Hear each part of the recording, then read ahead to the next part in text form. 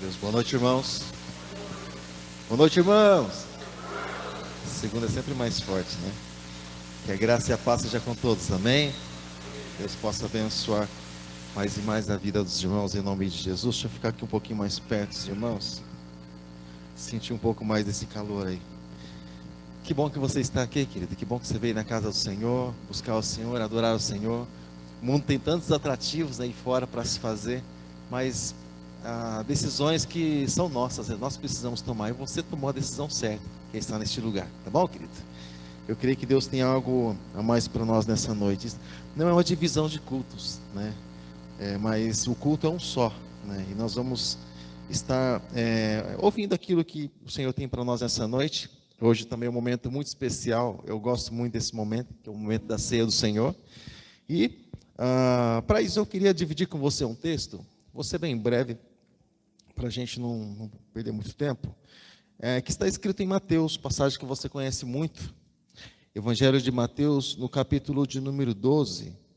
Depois que você encontrar Mateus capítulo 12, você procura, por favor, o versículo de número 40, que é o que a princípio nós vamos ler, só para a gente sintonizar aí. Mateus capítulo 12, verso de número 40, da palavra de Deus. Lembrando, irmãos, que todos os domingos, às 9 horas da manhã, nós temos nossa escola bíblica, tá bom? Todo domingo, 9 horas não, perdão, 11 horas. Hoje, devido à reunião, né, de liderança, a gente não pôde estar com os irmãos, mas todo domingo, 11 horas da manhã, a gente tem nossa escola bíblica, tá bom? Você encontrou? Eu vou ler aqui também junto com vocês. Está escrito assim nessa tradução aqui. Mateus capítulo 12, verso 40, diz assim: Pois assim como Jonas passou 3 dias e 3 noites no ventre do grande peixe, o Filho do Homem ficará 3 dias e 3 noites no coração da terra. Eu vou ler mais uma vez. Eu gostaria que você repetisse, pode ser? Amém? Dá aquela despertada, né? Então vai. Fala assim comigo. Pois assim, como Jonas passou 3 dias e 3 noites no ventre do grande peixe, o Filho do Homem ficará 3 dias e 3 noites no coração da terra. Fecha os seus olhos nessa hora também, fecha os seus olhos, Pai amado, Pai querido, nós te louvamos, te damos graças mais uma vez, apresentamos, Deus, também, claro, esse momento diante do Senhor. O nosso pedido, Deus, incessantemente, é que o Teu Espírito Santo possa, Deus, estar, Deus, conosco, Deus, mais e mais, e Ele possa alimentar e sustentar, Deus, a Tua palavra, Deus, que vai ser ministrada, Deus, nessa noite, Pai, assim como o Senhor constantemente tem nos sustentado, Deus, com alimento, Deus, aqui da terra, assim também, Deus, a Tua palavra possa ser o nosso sustento, Pai Santo, nessa noite, Deus. Eu te peço, te louvo e te glorifico, porque assim como está escrito, que nem só de pão viverá o homem, mas de toda a palavra que sai da boca de Deus. Eu te peço, sustenta, Deus, com a tua palavra nessa noite, porque a Bíblia aberta, nós acreditamos que é a tua boca falando aos nossos corações. Obrigado, Pai, no nome de Jesus, amém e graças a Deus. Querido, eu vou fazer um paralelo dessas duas histórias. Na Bíblia tem muitos paralelos. Eu vou fazer uma comparação, assim como o próprio Jesus ele fez. Eu vou tomar liberdade, assim como Jesus, de fazer essa comparação. A Bíblia nos conta a respeito de um homem chamado Jonas, um profeta, alguém separado por Deus, alguém que foi escolhido por Deus com a missão. Amém? Você já ouviu falar em Jonas? Quantos já ouviu falar em Jonas? As criancinhas também, elas ouvem falar em Jonas, né? Que o peixe engolindo lá o homem, né? Depois jogando na praia. Praia, irmãos, naquela região não tem praia, mas enfim, vamos pela inocência, né? Inocência. Jogou lá na praia e tal, e aquela coisa toda. Então, ou seja, Jonas recebeu uma missão de Deus, de pregar o evangelho, depois de ter recebido o chamado. Então, Jonas, irmãos, ele, nessa difícil missão, ele foi por um lugar, muitas pessoas, elas comentam assim, Jonas, ele se acovardou e tal. Irmãos, Nínive era um lugar terrível. Profetas já haviam morrido lá, né? E Nínive não estava acostumada a receber assim as coisas de bom grado. Nínive, as pessoas eram violentas. A violência tomava conta de Nínive. E eles não pensavam 2 vezes antes de matar alguém. Pesou no coração de Jonas. O mesmo peso, por exemplo, que teve no coração de Elias, quando Jezabel disse, vou cortar seu pescoço, ele desapareceu, também pesou no coração de Jonas. Elias sabia muito bem quem era Jezabel. Para ele não era novidade ela matar profetas. Nínive também, na mesma questão, na mesma condição. Jonas sabia perfeitamente o que era Nínive. Então, irmãos, quando Jonas recebeu esse chamado, ele se levantou e ele até foi. Mas ele foi para o outro lado.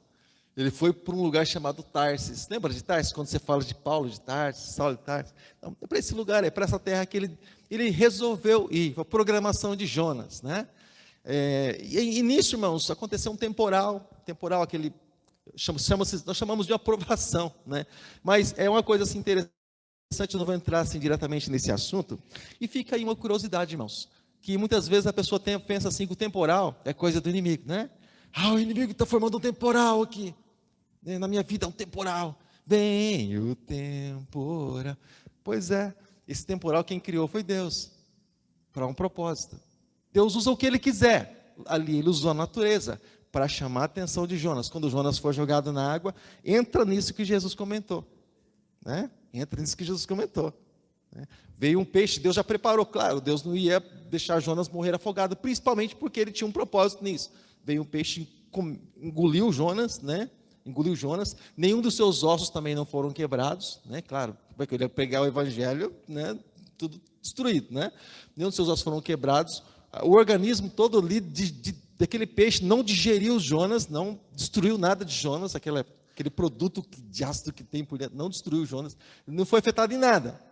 Foi um peixe preparado por Deus. E depois foi com o propósito de o peixe levou, encaminhou, depois de Jonas realmente se arrepender, ele entendeu realmente o propósito, se arrependeu lá no ventre do peixe. Aí então Deus ouviu a oração de Jonas e Deus mandou que o peixe deixasse Jonas. Ele ficou 3 dias nesse momento de provação. E Deus mandou que o peixe, olha, leva Jonas lá na cidade, lá que eu mandei, já era para ele ter ido, e ele vai pregar a palavra. Assim foi, querido. Lá Deus mostrou grande coisa para Jonas, lá Deus mostrou graça e Deus mostrou misericórdia para Jonas. Eu vou vir aqui para a vida de Jesus Cristo. Irmão, Jesus, Filho de Deus. Nós nunca nascemos filhos de Deus, irmãos. Nós não passamos a ser filhos de Deus, nós não nascemos filhos de Deus, nós recebemos um espírito de adoção, como diz a carta aos Romanos. Né? Ou seja, nós fomos adotados através do Espírito Santo por uma entrega que fazemos para Jesus. Jesus sempre foi filho de Deus e isso é inquestionável. Veio diretamente do céu para a terra com um propósito. Então, irmãos, ele teve um chamado de Jesus. Ele foi bem claro que veio para salvar. Ele veio te salvar. Ele veio para salvar nossas vidas, né? Do peso, da condenação. Para isso Jesus veio. Esse era o propósito. Então, irmãos, ali quando Jesus se batizou, Deus deixou bem claro, esse é o meu filho amado em quem tenho prazer. Deixou bem claro para que todas as pessoas pudessem ouvir e não tivesse dúvida nenhuma com relação a isso. Jesus sabia muito bem o que esperava ele lá na frente. Sabia muito bem, perfeitamente. E ele também não era novidade para ele, porque ele constantemente falava aos discípulos, olha, o Filho do Homem vai ser entregue nas mãos dos pecadores, eles vão crucificar o Filho do Homem, mas ao 3º dia ele vai ressuscitar. Os discípulos não entendiam, mas esse peso estava sobre o coração de Jesus. Pastor, peso? Sim, um peso estava sobre o coração de Jesus. Depois eu te explico sobre esse peso. Então, Jesus passou por um processo de tentação, né, no deserto. Depois o Espírito Santo trouxe ele para que ele fizesse a obra. Trouxe o mesmo Espírito que levou ele. Em Mateus você não vai encontrar. Você vai encontrar o Espírito Santo levando ele. Em Lucas você vai encontrar o Espírito Santo trazendo ele de volta e ele começa a pregar ali nas sinagogas. Mas então, irmãos, Jesus sabia também dessa difícil missão. Missão difícil que as pessoas também matavam. Os religiosos matavam por muitos motivos. Por inveja, matavam assim porque Jesus estava se tornando popular, mas eles matavam mesmo. Certa vez pegaram Jesus porque estava falando da palavra do Evangelho do Reino, levaram Jesus até um lugar assim, um despenhadeiro, um penhasco, né, com pedras para atirar em Jesus. Ele saiu do meio de todos lá e foi pregar em outro lugar, não era o tempo dele. Mas eles poderiam matar muito bem Jesus, se Deus deixasse. Então, irmãos, Jesus sabia dessa missão difícil, como Jonas também sabia dessa missão difícil. Jesus, ele sentiu muito bem na pele, irmãos. E aí eu digo para você, o fato do peso que estava sobre o coração de Jesus. Quando no Getsemane, irmãos, Jesus, ele estava ali, irmãos, lamentando, ele dizendo: Deus, se for possível, faça de mim esse cálice. O que ele estava fazendo? Ele estava sentindo o peso de uma dor, a ponto de suar gotas de sangue, irmãos. É a aflição da aflição, multiplica por aflição. Ou seja, ele sabia o peso que estava sobre ele. O pecado nosso estava sobre Jesus Cristo, iria estar sobre Jesus Cristo, irmãos. Mas os nossos pecados não são pecadinhos, são muitos pecados. Fala assim: muitos pecados. São os nossos. Sabe por quê, irmãos? Porque nós já pecamos, hoje estamos pecando, e amanhã por diante vamos continuar pecando, irmãos. E tudo isso estava sobre Jesus, de toda a humanidade. Você consegue ter ideia do que é isso? E é muito pesado, irmãos, quando a gente fala assim, pecado. É tão pesado assim, é muito pesado. Porque assim, irmãos, se a Bíblia diz no livro de Salmos, se nós juntarmos o dinheiro do mundo inteiro, não é capaz de pagar um pecado só, fazer ele desaparecer. Já imaginou, irmãos, o peso que tem o pecado? Dinheiro do mundo inteiro. Você pode ir em Dubai, pode dizer que os camaradas têm aqueles petróleo lá, aquelas... Não vai comprar pecado, não vai fazer nada, irmãos, não vai conseguir empurrar um pecado sequer para frente, para mais um dia, não vai. Mas somente o sangue de Jesus faria isso. Irmão, Jesus foi crucificado no madeiro, como um propósito. Lá ele deixou bem claro a respeito da sua missão. É interessante que Jonas também, irmãos, quando Jonas ele pregou o evangelho, e a pregação de Jonas era essa: Deus vai destruir Nínive. A pregação de Jonas, difícil pregar assim, né, irmãos? Deus vai destruir essa cidade. Eu não estou falando pela cidade. Deus vai destruir essa cidade. Deus vai destruir essa cidade. Por causa do pecado, né? E depois que ele pregou, fez a parte dele, o que ele fez? Ele foi num lugar alto, para ver o que? Deus destruiu a cidade. O que Jesus fez depois de executar a sua missão, irmãos? Jesus colocou a cruz sobre os seus ombros, e ele subiu a um lugar alto, onde toda a cidade também podia ser vista, por todas as pessoas. Exatamente lá. Lá, por exemplo, irmãos, Jesus poderia muito bem descer da cruz, como foi dito: desce da cruz e mostra que quem você é, desce da cruz. Jesus poderia muito bem descer. Jonas, irmãos, estava esperando simplesmente a destruição. Mas Jonas sabia o que tinha no coração de Deus, sabia perfeitamente.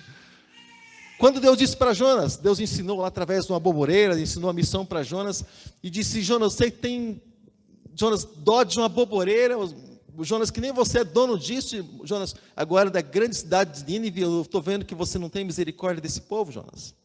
Ou seja, quando Jesus subiu na cruz do Calvário, quando ele disse: está tudo consumado, irmãos, uma graça também foi derramada sobre as nossas vidas, o perdão foi liberado sobre as nossas vidas também. Aquilo que era maldição, irmãos, se tornou bênção sobre cada um de nós.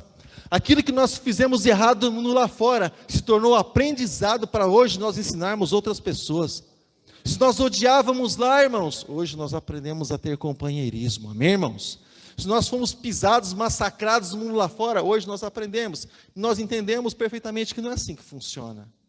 As pessoas precisam de amor, as pessoas precisam de carinho, precisam de atenção, elas precisam de uma mão estendida, amém, irmãos?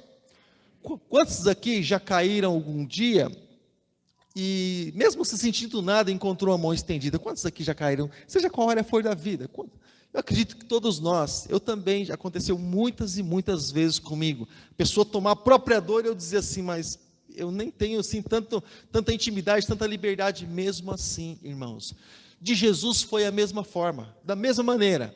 Jesus, irmãos, o Paulo, ele faz até uma comparação, ele disse assim: puxa, se por um justo tudo bem, se faria isso, mas assim, por pecadores, por pessoas até mesmo que transgrediram tanto a lei, isso fomos nós, irmãos. Agora imagine, irmãos, se Jesus, ele foi capaz de perdoar as nossas transgressões, muito mais nós ainda, irmãos, precisamos aprender a perdoar uns aos outros. Há uma dificuldade assim muito grande, nossa, irmãos, que normalmente nós olhamos aquilo que está na nossa frente, e nós enxergamos e nós avaliamos aquilo que está na nossa frente. Bom, porque está na nossa frente, é fácil analisar aquilo que está na nossa frente. Mas para analisar a nós mesmos, irmãos, existe um pouco mais de trabalho. Por quê? Porque a gente olha para o espelho. Você sabe qual a diferença entre o pessoal que trabalha, você vai falar de trabalho já, trabalha no setor de qualidade? O pessoal tem um olhar crítico. Eles já vêm para encontrar o problema, e eles encontram coisas que a gente não vê. A gente não encontra porque a gente não quer encontrar defeito. Assim nas nossas vidas. Nós podemos errar com, sabe, aquelas aberrações. Mas nós não queremos encontrar defeito em nós. E nós dissemos, não, mas eu estava certo. Mas a gente não quer encontrar defeito em nós. Mas nós temos muitos e muitos defeitos, nós temos muitos e muitos pecados. Todos nós temos, irmãos. Diante de Deus, não há melhor, não há pior. Diante de Deus, todos pecaram e destituídos estão da glória do Senhor. Todos nós precisamos de Deus, todos nós precisamos de Jesus, todos nós precisamos dessa graça que Ele derramou, do sangue que foi derramado na cruz do Calvário. Todos nós precisamos, irmãos, de tudo isso, sabe? A diferença é que quando nós olhamos para nós mesmos, eu falo sempre assim, quem escreve muito, entende o que eu estou falando. Quando você escreve um texto, por exemplo, nem tente corrigir seu texto, porque raramente você vai encontrar teu erro. Raramente você vai encontrar. Por que você vai encontrar teu erro? Porque você sabe o que está escrito. E outra coisa, você não quer encontrar erro, você está só olhando ali e tal. Então, normalmente, quando você escreve um texto longo, você pede para outro alguém corrigir. É por isso que nas editoras existe lá um sujeito que só faz isso, né? Ele corrige textos, né? E, enfim, porque não foi ele que escreveu, ele não sabe o que está escrito, para ele é uma descoberta, ele vai descobrir o que está escrito através daquele texto, então ele vai pegar erro facinho, para ele é novidade. Ou seja, nós da mesma forma, nós conhecemos muito bem a nossa vida, o nosso histórico, nós não queremos encontrar coisas erradas na nossa vida, de maneira nenhuma. É como o filho, quando ele faz, né, apronta alguma coisa, né? Ele é sempre santo. Nossos filhos têm auréola, têm asinha, eles são sempre santos. Podem aprontar o que for, mas eles são sempre santos. Para nós, sim. A gente não quer encontrar erro neles, quer encontrar defeito, problemas neles, não. Mas o do vizinho, ô molecada triste, ô garotada terrível, né? Do vizinho, meu filho não, mas o teu, você sabe o que o teu fez? É assim. A gente olha para nós e para as nossas coisas, não, nós estamos sempre certos. É por isso que na ceia, nesse momento principalmente, Deus e a palavra, eles nos quebram todinho. Paulo diz assim, que nós precisamos olhar para dentro de nós mesmos. O problema está conosco, irmãos, está dentro de nós. O problema do mundo, irmãos, o problema não são as pessoas que simplesmente regem, o problema não é nosso também. O defeito e a culpa, irmão, está em nós também. Estávamos ligados lá em Adão, irmãos. E algumas pessoas podem até comentar, mas eu não comi nada e por isso, não comi fruto algum, por isso o mundo está como está. Sim, Adão, eu vi ele pecar uma vez só na Bíblia, não vi mais Adão pecar na Bíblia. Nós pecamos milhões e milhões de vezes. Se a gente estivesse lá, mas a gente não comeria nenhum fruto, a gente comeria o pé da árvore todinho, irmãos. Talo comia. Tenho certeza disso, irmãos. E de Adão, você só vê um fruto sendo comido, simplesmente não se fala mais nisso, né? É como a pessoa quando pega para olhar para a vida de Davi, né? Ai, Davi pecou, adulterou.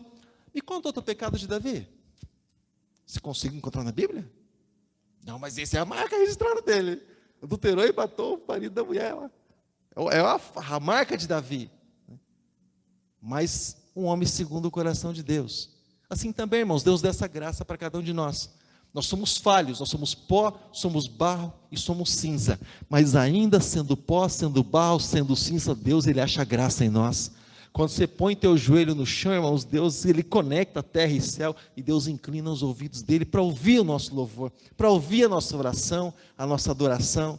Mas nós precisamos ter comunhão uns com os outros. Comunhão, irmãos, é um negócio assim tão difícil de falar a respeito de comunhão, e Deus, ele nunca pede coisa fácil para nós, né? Ele fala a respeito de comunhão. Ele nunca pede nada fácil para nós, porém, Ele sempre nos ajuda em tudo aquilo que Ele pede para nós. Ele sempre nos fortalece. Ele deixou esse livro maravilhoso aqui, ó, que nos ensina realmente o que é realmente comunhão. É algo muito, muito difícil. O lugar mais difícil, irmãos, para nós termos comunhão é dentro da nossa casa. O lugar onde nós mais convivemos com as mesmas pessoas que são diferentes de nós, mesmo morando debaixo do mesmo teto. Trabalho pode até ser, a gente se vê de vez em quando assim, também não tem ligação tão direta assim, também é coisa profissional. Virou as costas, pronto, não tem aquela intimidade, aquele laço, aquele elo. A gente sente um pouco a dor do outro, mas é coisa rápida, dentro da nossa casa. Quanto mais tempo, irmãos, nós convivemos com pessoas, mais difícil nós entendemos que é complicada essa questão de comunhão. Uma das épocas que mais aconteceu, irmãos, divórcio, no trabalho foi uma meia dúzia ou mais. Época que mais aconteceu divórcio. Você sabe quando foi? Sabe me dizer? Sabe por que foi na pandemia, irmãos? Porque estava lá o marido, a mulher e a criançada. Tá todo mundo lá, tudo junto. E foi Aí eles entenderam quem era quem, sabe? Aquela divisão de território, né? Tudo territorial, quem manda mais, quem manda menos, aquela coisa toda, né? E todo mundo querendo mandar, e teve coisa que não deu muito certo, e acabou dispersando, né? Foi indo um para cada lado. Ou seja, a gente percebeu, né, em época de pandemia, o quanto é difícil conviver junto, né, irmão? E parece tão fácil, né, irmãos? E quando a gente casa, irmãos, ontem eu fiz um casamento. Quando a gente casa, irmãos, é na alegria, na dor, é na saúde, é na doença, é no emprego, é no trabalho, na riqueza, na pobreza e tal. E cada passo que a gente dá, depois que a gente sai do altar, a gente esquece, né? E aí depois as coisas vêm, quando a tempestade vem, tudo se transtorna, vem aquela tempestade, né? Mas eu falei para você, você está buscando razão, entendi. Quando a gente busca razão, o amor, irmãos, vai pela janela. No amor não tem razão, irmãos. O amor, ó, cria asa. Quando a gente fala, irmãos, em comunhão, irmãos, se o problema for o fato de o outro achar que tem razão, que diferença vai fazer alguém falar eu tenho razão ou eu tenho razão? Se for para a gente viver junto, amém, irmãos. Amém. Faz bem para você entender que você tem razão? Faz muito bem. Ótimo, você tem razão. É que simples, né, irmãos? Mas quem disse que o ego deixa falar isso, irmãos? É uma luta e o maior inimigo que nós temos somos nós mesmos, irmãos. Não é Deus, não é o diabo, porque esse foi vencido na cruz do Calvário por Jesus e ele nos deu autoridade sobre ele. Mas Deus não deu autoridade sobre nós. Esse nós precisamos vencer dia após dia. Eu preciso colocar o velho Paulo lá onde ele está, lá no lugar dele. E deixar a nova criatura ela realmente renascer em nós, para que nós tenhamos esse acesso a Deus. Conseguimos sempre? Nem sempre. Nem sempre conseguimos. Quando não conseguimos, irmãos, aí vem o perdão e a graça de Deus que nós precisamos buscar e não deixar isso prorrogar, irmãos. Não deixa prorrogar o ódio, não, irmãos. Não vou dizer para você que a ira não pode bater na porta do teu coração. Ai, pastor, ira! Ira. Não é a banda ira lá não, viu? É ira de ira mesmo, tá? Se irar. Ira, irmãos, não deixa a ira tomar conta, não. Não é pecado você ficar nervosão algum dia. Ai, fiquei nervosão.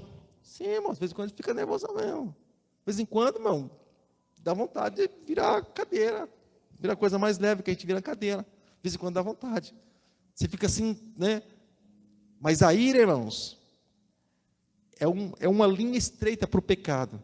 A Bíblia diz, irais e não pequeis. Porque quando vem a ira, irmãos, a pessoa já está quase que descontrolada. E aí, para ela fazer algo errado, é um passo. O próprio Deus se ira, irmãos. Você sabia disso? Ó, nossa escola bíblica, hein? A Bíblia diz que a ira de Deus, ela dura um só momento. Mas Deus, ele não peca porque ele se irou simplesmente. Jesus se irou. Ele ficou muito bravo quando ele viu o comércio no templo. Saiu virando a mesa, descendo o chicote do povo lá, falando, isso aqui não é casa de comércio, não. Vocês estão pensando o quê? Isso aqui é casa de Deus. Ele ficou bravo, ficou nervoso. Jesus pecou? Não. A questão, e a Bíblia até ensina a nós, em momentos que estamos assim meio fora, em ira até mesmo, esse sentimento nervosão assim, às vezes, a Bíblia pede para que a gente nem corrija nossos filhos nesses momentos. Para não extravasar, para não ser aquela coisa justa.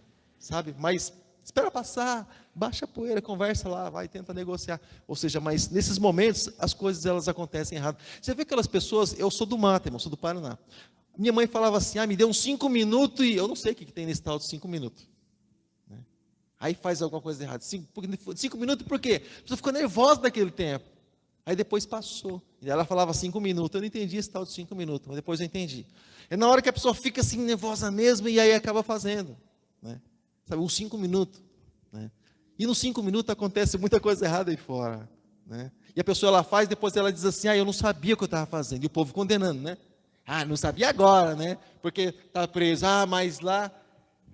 Nós já tivemos, irmão, 5 minutos, 10 minutos, 20 minutos. A questão é que nós não deixamos a ira tomar conta do nosso coração. E não deixou isso ser propagado, crescer dentro de cada um de nós. Mas nós já ficamos nervosos e nos irritamos por muitas e muitas vezes. Mas que isso não venha machucar, ferir o irmão que está do nosso lado, irmãos. Nós precisamos dividir com os nossos irmãos a nossa alegria. né? A união, a comunhão, a mão estendida. Os problemas, a gente precisa entregar diante do Senhor, porque Ele está constantemente com os ouvidos, irmãos, abertos e as mãos estendidas para nos ajudar. Sabe, irmãos?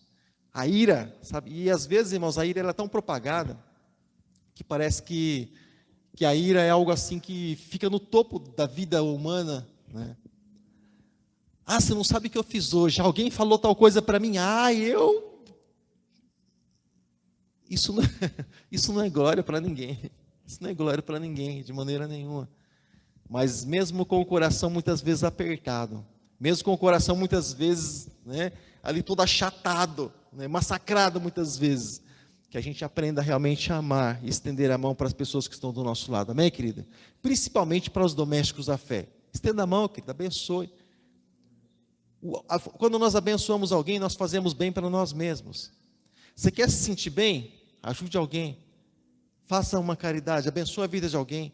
Ore por alguém, interceda por alguém. Ó, segunda-feira começa a oração e intercessão. Oportunidade aí, ó. Segunda-feira, 7h30 da noite. Você quer se sentir bem? Ore por alguém, interceda por alguém, abençoe a vida da pessoa. É como se aquilo estivesse se revertendo para você, estivesse voltando para você.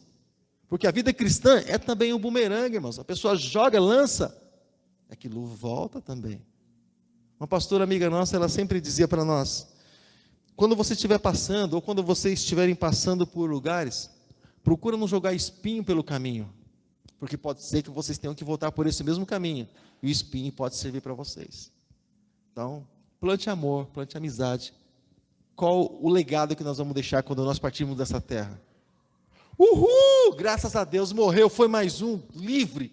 É isso que nós vamos deixar, é esse legado que nós vamos deixar, irmãos? Não. Que as pessoas venham chorar, prantear mesmo sabendo que nós vamos ressuscitar, mas que venha chorar mesmo, porque a gente vai fazer falta. A gente precisa fazer falta no sentido de a pessoa lamentar de quando ela perder nós, né? Lázaro, sabendo que Jesus ia ressuscitar, ele chorou, irmãos. Lázaro era um homem bom, era uma pessoa decente, sabe? E o legado que ele deixou foi esse, em nome de Jesus. Tá bom, querido? Então, guarda essa palavra no teu coração, em nome de Jesus Cristo, tá bom, querido? Amar uns aos outros. Esse mandamento é tão importante que ele deixou ali, e ele colocou como paralelo, irmãos. Amar a Deus sobre todas as coisas, né? E ele, e o próximo como a ti mesmo. Será que é importante ou não? Ele deixou ali, lado a lado. Não adianta só amar o meu próximo, mas também só amar a Deus também não vai resolver muita coisa. A Deus e o próximo como a mim mesmo. Aquilo que eu quero para mim, eu preciso desejar para o meu próximo, para os meus irmãos. Aquilo que eu quero para mim. Eu quero ser abençoado. É por isso que nós oramos, nós abençoamos a vida das pessoas, porque nós cremos que isso também Deus tem para as nossas vidas. Amém, querido? Glória a Deus. Eu peço para que, por favor, os obreiros possam vir aqui à frente. Nós estaremos também nessa hora celebrando a ceia do Senhor, em nome de Jesus. Sabe, irmãos, eu não sei por quanto tempo Deus vai permitir que nós estejamos participando desse momento de ceia do Senhor, participando desse momento de culto do Senhor. Mas enquanto Ele estiver permitindo, irmãos, participe, querido, participe. Enquanto Deus estiver, irmãos, permitindo que a gente esteja na casa do Senhor, venha, querido, venha, adora o Senhor. Permaneça na presença do Senhor. Não larga Jesus por coisas, por homens, por absolutamente nada, né? Jesus, Ele não tem culpa dos nossos problemas. Nossos problemas nós criamos, programamos, projetamos e realizamos todos eles. Jesus não tem culpa disso. Ele simplesmente é aquele que nos ajuda. Ele é aquele que simplesmente está com as mãos estendidas para cada um de nós. Tá bom, querido?